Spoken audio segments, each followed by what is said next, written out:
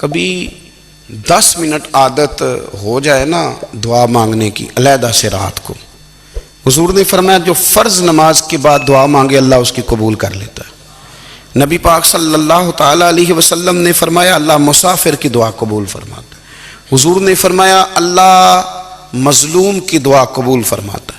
حضور نے فرمایا بیمار سے دعا کراؤ اللہ اس کی دعا قبول فرماتا ہے۔ میرے نبی پاک نے فرمایا ماں باپ جب بھی اولاد کے لیے ہاتھ اٹھائیں، ویسے تے بلے شاہ تو آسمانی اڑ دیا ہی پھڑ دیں، جڑا گھر بیٹھا انہوں بڑھیا ہی نہیں۔ حضور فرمانے لگے ماں باپ جب بھی اولاد کے لیے دعا فرمائیں اللہ ان کی دعا کو قبول کرتا ہے۔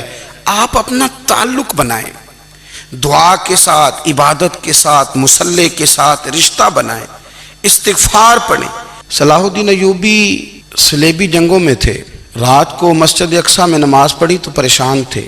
ایک بزرگ سے ملاقات ہوئی تو وہ کہنے لگے کہ آپ بڑے پریشان ہیں۔ کہنے لگے حضور پریشان اس لیے ہوں کہ پہلے ہی مسلمان کمزور ہے، اب میں نے سنا ہے دشمن کا ایک بحری بیڑا وہ جنگی سامان سے بھرا ہوا آ رہا ہے، تو اب ان کے پاس اور تلواریں اور نیزے آ جائیں گے، مسلمانوں کے پاس پہلے ہی وسائل کی کمی ہے، پریشان ہو کس طرح کر کے مقابلہ کریں گے۔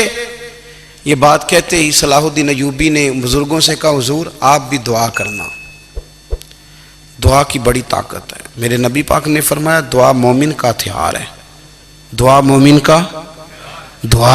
کا حضور نے فرمایا تقدیر کو سوائے دعا کے کوئی چیز نہیں بدل سکتی، دعا مومن کا ہتھیار ہے، یہ کافر کے پاس کوئی نہیں، یہ ہتھیار ہے مومن کا۔ اللہ کرے آپ کو سمجھ آئے، پھر سنیں کئی بار کہہ چکا ہوں یہ ہتھیار ہے۔ کافر کے مقابلے میں جو تیرے پاس سب سے بڑا ہتھیار ہے وہ دعا ہے۔ دعائیں کرانی چھوڑ دی، کرنی چھوڑ دی، لینی چھوڑ دی۔ حضرت سیدنا انس بن مالک رضی اللہ تعالیٰ عنہ فرمایا کرتے تھے میں نے وہ رنگ دیکھا ہے جب حضور دعا مانگتے تھے اور حضور کی مقدس آنکھوں میں آنسو بھی ساتھ ہی بہا کرتے تھے، میں نے وہ انداز دیکھا۔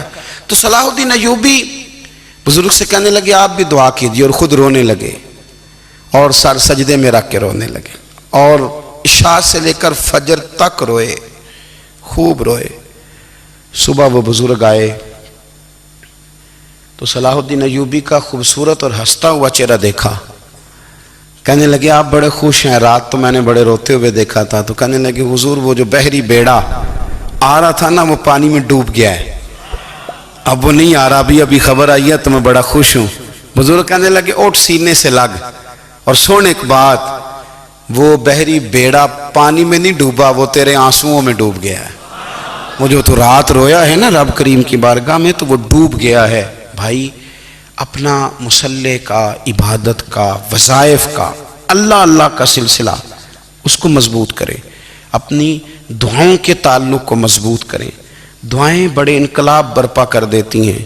ہم تھوڑے نا جب سے خشک ہوئے ہیں نا، خشک، اور میری تو جماعت ہی صوفیاء کی جماعت تھی، ہم تو داتا علی اجمیری کی جماعت سے، ہم تو خواجہ اجمیری کی جماعت سے، ہم تو شیخ احمد فاروق سرہندی کی جماعت سے، ہم تو صوفیاء کی جماعت۔ ہماری جماعت نے بھی وہ تعلق جو ہمارے بزرگوں نے بنایا تھا۔ بزرگ اللہ کے قریب کیسے جاتا ہے؟ ہمارے یہاں نا بہت سارے لوگ کہتے ہیں جی نظر ہو گئی تو کام ہو گیا۔ بھائی جو بخاری مسلم میں طریقہ ہے نا اللہ کا قرب پانے کا وہ تو نفل ہے۔ نبی کریم علیہ السلام نے فرمایا بندہ نفلوں کے ذریعے رب کے قریب جاتا ہے، اور اتنا قریب جاتا ہے کہ پھر اللہ اس کی زبان بن جاتا ہے، اللہ اس کی آنکھیں بن جاتا ہے، کان بن جاتا ہے، ہاتھ اور پیر بن جاتا ہے۔ تو یہ تو عبادت ہے، یہ تو اللہ کی بارگاہ کی حاضری ہے جو آپ کو اللہ کے قریب کرے گی۔ تو نماز کو اہمیت دے کے ادا کریں، نمازیں موبائل بند کر کے ادا کریں۔ لیکن نا کچھ لوگ کہتے ہیں مجھے ٹائم نہیں ملتا نماز کا، تو میں کہتا ہوں یہ آپ نے بڑی جرت کی بات کی ہے۔ مجھے کو میرا پیر بھائی کہہ دینا میرے پاس ٹائم نہیں آپ کو ملنے کا، تو میں کہتا ہوں آج کے بعد آنا ہی نہ۔ تو کیا سمجھتا ہے تو بہت بڑا آدمی ہے، تیرے پاس ٹائم نہیں ہے اور ہمیں ملنے کا ٹائم، موج کر۔ تو آپ نے اللہ رسول کو کہہ دیا ٹائم نہیں۔ اور عجیب فلسفہ ہے نا، کہا جائے نماز پڑھنے آؤ تو کہتے ہیں کپڑے ٹھیک نہیں، اور کہا جائے کہ آؤ ذرا دعوت پہ چلیں تو کہتے ہیں 1 منٹ ٹھہر میں کپڑے بدل کے آیا۔ نماز کے لیے کہا تو کہتے ہیں ٹھیک نہیں، دعوت کے لیے کہا تو کہتے ہیں میں ذرا تیاری کر لوں، یوں جانا مناسب نہیں۔ یہ معاملہ ٹھیک نہیں۔ رب تو فرماتا ہے کہ جب تو مسجد میں آ تو زینت اختیار کر کے آ، خوب ذوق سے دعا مانگیں، خوب شوق سے نماز پڑھیں، خوب استغفار کا مزاج بنائیں۔ آپ لوگوں کے بیچ رہ کے سکھ حاصل کرنا چاہتے ہیں، لیکن آپ کو پتہ ہے کئی مہینے غار حرا میں رہنا بھی مدینے والے محبوب کا طریقہ ہے۔ ہر سال اعتکاف بیٹھنا الگ سے، یہ بھی حضور کا طریقہ ہے۔ مسجد نبوی کے اندر دروازہ کھلتا تھا نبی کریم کا، پر گھر کے اندر نفل پڑھے نبی پاک، اور حضور فرماتے ہیں کچھ نفل نماز گھر میں بھی پڑھا کرو، گھر کو قبرستان نہ بناؤ۔ ہمارا گھر اللہ کے ذکر سے آباد ہوگا۔